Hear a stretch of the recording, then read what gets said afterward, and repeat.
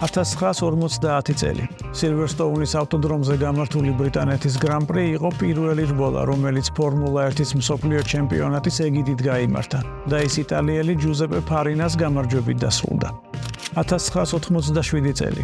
ბრიტანელმა ნაიჯელ მენსელმა ეპიკურ ბრძოლაში თანაგუნდელი ნელსონ პიკე დაამარცხა და საშინაო რბოლის გამარჯვებული გახდა. 1991 წელი. ლეგენდად ქცეული კადრი.